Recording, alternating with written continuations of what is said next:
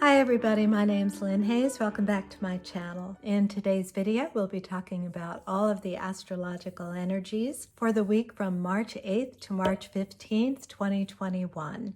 There's a fair amount to talk about, so let's dive right in. The first thing I'd like to mention is that there are no planets in retrograde motion right now. It's fairly unusual for there to be no planets in retrograde motion. You might remember last year we had a total of 7 planets retrograde for months. Every planet that could turn retrograde did turn retrograde. It's no surprise, really, astrologically, that it was so difficult to get things moving for most of 2020. We had a lot of planets in Capricorn. There was a triple conjunction in that sign. There were all these planets retrograde. It was a very heavy time. This year is definitely different. The astrological influences are quite different. And until April 27th, we will have no planets in retrograde motion. When there are no planets in retrograde motion, it becomes easier to put things into motion ourselves. The retrograde energies tend to hold us back, tend to have us looking more at the past. When there are retrograde planets, we tend to second guess ourselves. That's part of the natural flow of life, really, just like the ocean. You know, the waves come in and the waves go out. And there is this sort of ebb and flow in life. We go forwards, and then when Mercury or some other planet turns retrograde, we turn back and we might have to redo something to perfect it before we can move on again. So ideally, it's, 3 or 4 steps forward, 1 step back. Sometimes, like last year, it's 3 steps backwards, 1 step forwards. At this moment, with no planets retrograde, it should be easier to look forward and use our creative imagination to revision a brighter future. And that's going to be very useful as we move forward into 2021 and start to leave the trauma of 2020 behind us. I'd also like to mention that during the whole month of March, we don't really have any major planetary alignments. We have alignments from Mercury and Venus, 2 other planets, but we don't have anything involving the slower moving planets, really not even Mars. A few things having to do with Mars, but Jupiter, Saturn, and the outer planets are not very active right now. So that's another symbolic representation of this being a bit of a rest period.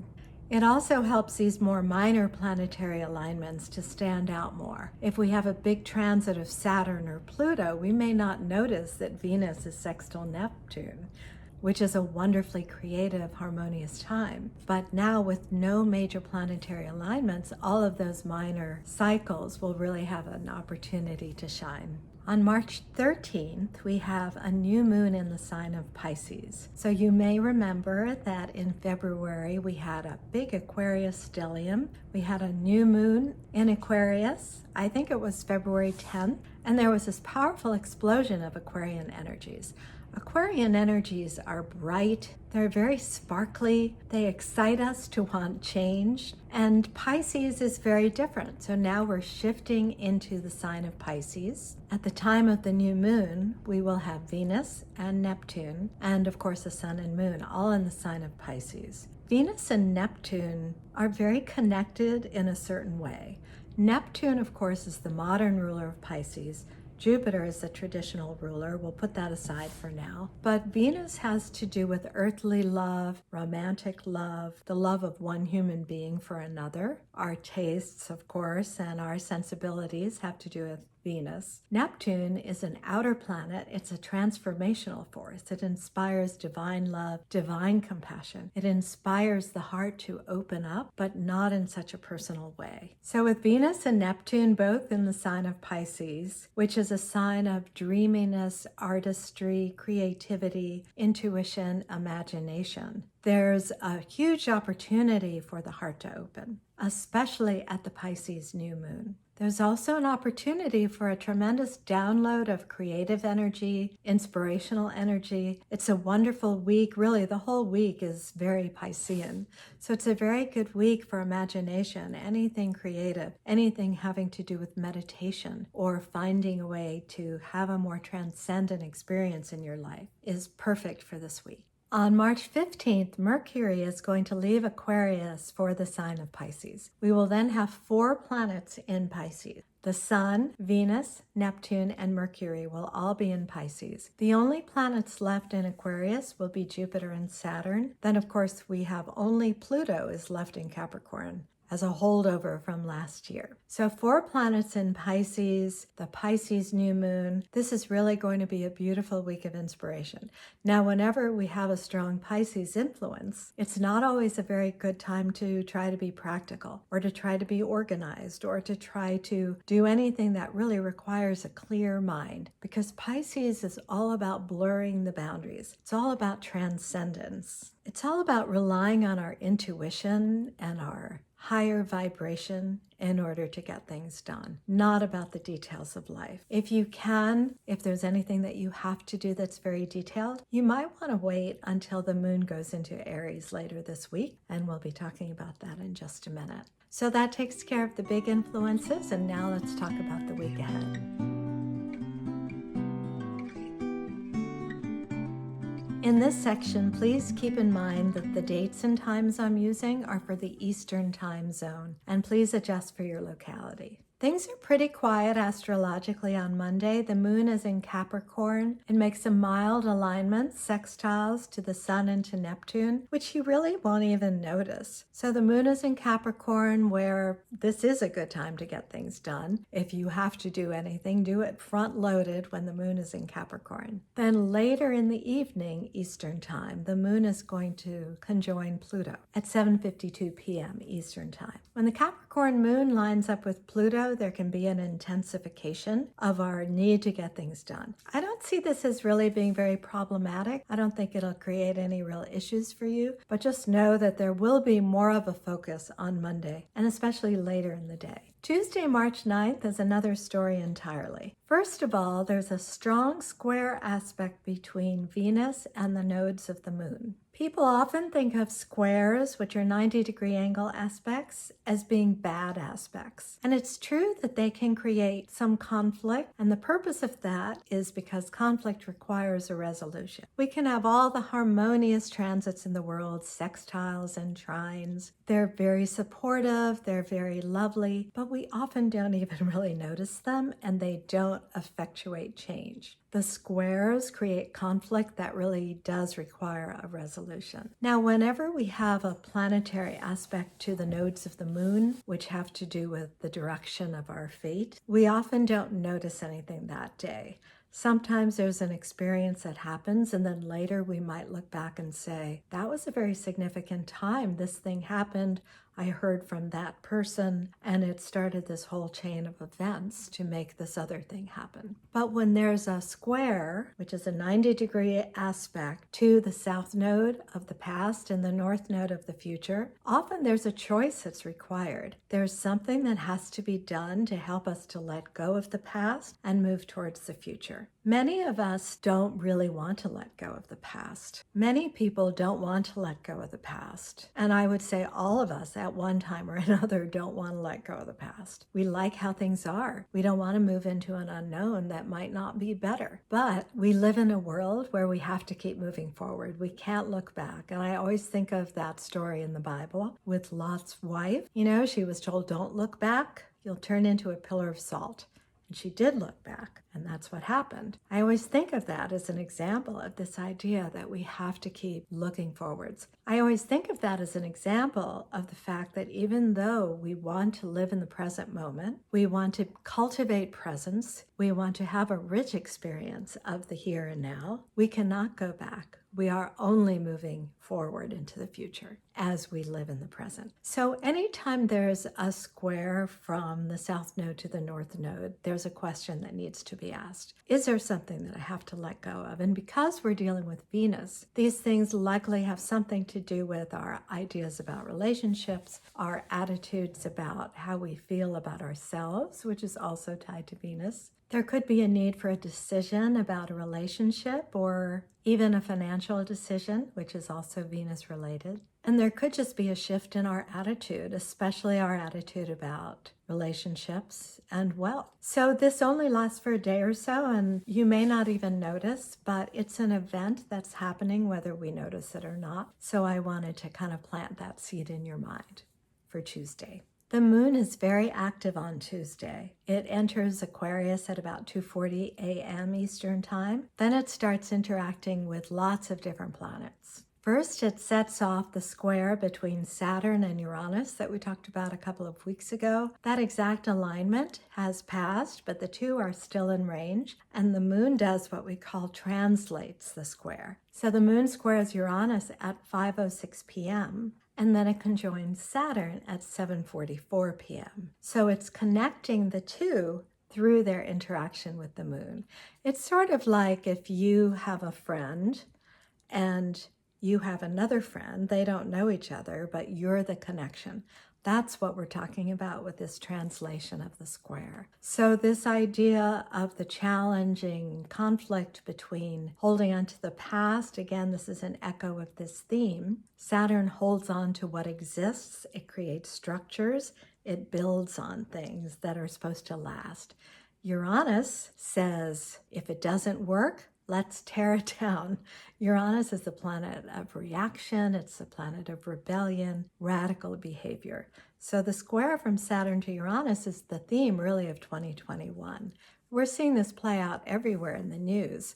What's happening in the royal family in England? Here's this new couple. They want to do things differently. The royal family is saying, not so fast. Who are you to go on Oprah? And we are certainly seeing it in the US in our politics. So it's a theme that's going to continue. But just for a few hours on Tuesday, we're going to see the moon reinforce this connection between Saturn and Uranus. Because the moon is in Aquarius, this is likely to occur mostly on the mental level, not so much event-oriented, but there may be some kind of decision, some sort of reaction to something that you see really isn't working anymore. On Wednesday, March 10th, we have a beautiful connection, a conjunction from the Sun in Pisces to Neptune in Pisces. Neptune, of course, is the ruler of Pisces. It's very strong there. And the Sun in Pisces brings our attention to the flow. This idea of life being a flow, not a series of events, but just a flow that is ongoing. It just continues,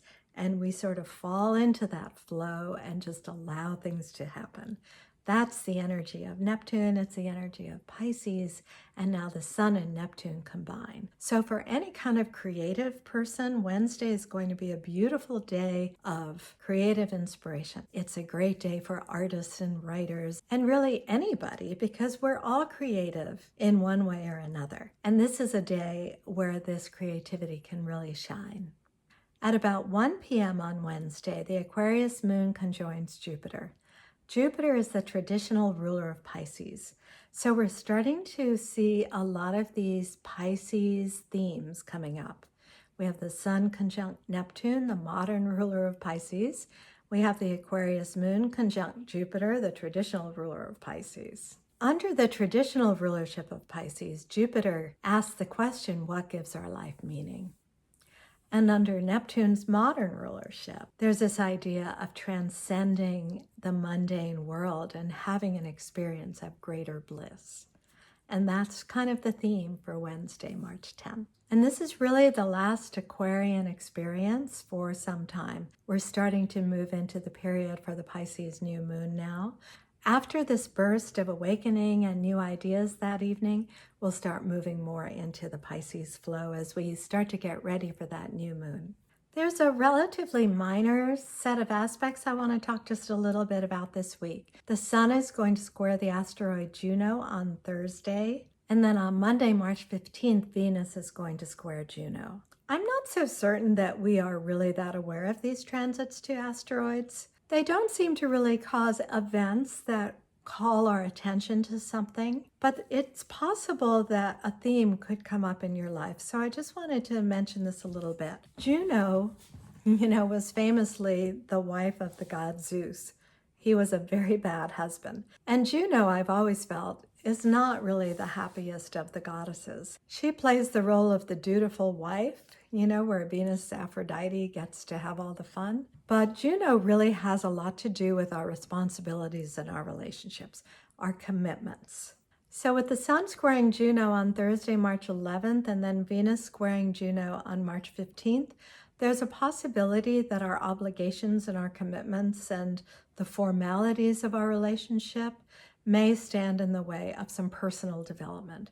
You know, the sun has to do with the self, and Venus has to do with love, and there's a bit of spontaneity with Venus that we don't see with Juno. So just watch for that during this week. And I'd be very interested to hear if you experience anything that comes from that. Also on Thursday, March 11th, the moon enters Pisces at 9:43 a.m. Eastern Time. That really starts to build up for the energies of the new moon. Technically, the energies for the new moon really tend to build 3 days or so before and last about 3 days afterwards. But I feel that when the moon enters a sign of the new moon, that's when things really start to take shape. So with the moon in Pisces, and of course we have all these other planets in Pisces as well. This Pisces theme is nothing new this week. But as the moon enters Pisces, we start to really be drawn into this state of flow. The thing about Pisces is if we try to resist it, just imagine being in the ocean. The waves are knocking you down. You can't really resist it. If you try to resist the waves, it just knocks you over. So with all this Pisces energy, we're being pulled into the sense of flow. The best way to handle that, I feel, is just to kind of go with it, to go with the flow, as they say. Don't push the river. We're flowing in the river. It's the Pisces new moon. There's 3 planets in Pisces plus the moon. Mercury's going to move into Pisces. Then there will be 4 planets in Pisces. So really, this is a time to go with the flow. It's a wonderful time to start any kind of new creative project. Now that many of us are working from home, we have a little bit more time for some of the things that maybe we couldn't do because we were commuting 2 hours a day. Now we have that extra time. There's all kinds of online classes. A client of mine was just telling me today she started taking watercolor classes. She couldn't have done that before. She has 2 small babies. But there are all these opportunities available to us now. And in this strongly Pisces time, doing activities that bring out our creativity help us to live more deeply and more successfully in that state of flow. On Friday, March 12th, the conjunction from Venus to Neptune is starting to build. It actually doesn't culminate until the evening of the 13th, and this Venus-Neptune conjunction is actually embedded in the chart of the Pisces new moon. But we'll definitely start to experience it on the 12th, especially because the moon is in Pisces on that day. And later in the day, in the evening and into the night, it's going to translate again the conjunction from Venus to Neptune by first transiting Venus and then transiting Neptune at about 1 a.m. on the 13th, the day of the new moon. Then Saturday, March 13th marks the day of the Pisces new moon, which I've been talking about now for half an hour. On Saturday, March 13th, the Pisces new moon occurs at 5:21 a.m. Eastern Time. Anytime we have a new moon, there's an opportunity for a new beginning. It's the beginning of a new lunar cycle. The moon has gone through all of the different phases in relationship to the sun, and we're starting a whole new cycle in a whole new sign. Very occasionally, we have 2 new moons in one sign. Doesn't happen very often, and that's kind of a special time. Some people call that a black moon. Doesn't really make sense to me. But in any case, typically, we have a new moon in a different sign every month. So that gives us an opportunity to experience all 12 modalities of human experience through the zodiac. The Pisces new moon is the last sign of the zodiac, but every ending coincides with a new beginning.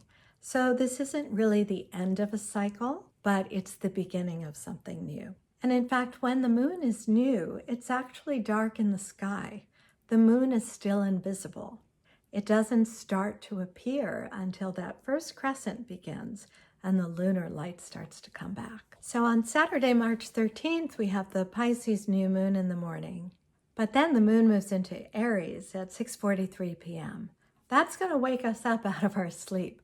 We've had this very dreamy Piscean experience, and then here comes the Aries moon, full of fire, ready for action. This is a time when the cobwebs will be swept away, and there will be more activity and a little bit more fire. We do have that Venus-Neptune conjunction at around 10 p.m. that night. That's going to seep into the next day. And remember, that's Eastern time. But still, the Aries moon is going to pack a little bit more of a punch than we will have had for the rest of the week. On Sunday, March 14th, the Aries moon will sextile, which is a harmonious aspect, Mars. So this will add a little bit more fire and a little bit more enthusiasm and activity. The moon is our emotions. It's what drives us. And then Mars is like the fuel for the fire. So that's going to be really useful. That Aries moon will conjoin Chiron at about 10:18 a.m. that day. So for a few hours, we may find ourselves feeling super sensitive. Remember, with the moon in Aries, nobody's really very sensitive. People are just saying whatever comes to their mind. And Chiron is very sensitive. Chiron can open up those wounds. So just watch for that a little bit on Sunday. But that's only going to last for a few hours. And then in the early afternoon that day, the moon harmonizes with Saturn and Aquarius and helps us to give some shape to all that activity. And that takes us to Monday, March 15th. And of course, we'll have a new video then. But that is the day that Mercury enters Pisces. And after that point, we will have 4 planets in Pisces. So we do, Saturday, Sunday, when the moon's in Aries, there's some energy. Then we have Mercury going into Pisces, which again, Mercury, the planet of the mind in the sign of flow, very creative, harmonious, seeks peacefulness, but not really very active and not really very focused. Anything that you, just looking at all this light, this is not a good time to do a video. Note to self, this is not a good time to do a video. In any case, we're almost finished. When Mercury is in Pisces, it's not a very focused time. So anything that you do that requires a lot of mental focus, it's going to require a lot more attention to detail and a lot more concentration than maybe what you're used to until this Pisces season starts to move into Aries season in a couple of weeks, and then this will all start to change. Thank you so much for being with me, and I hope you have a wonderful week, and I'll see you next time.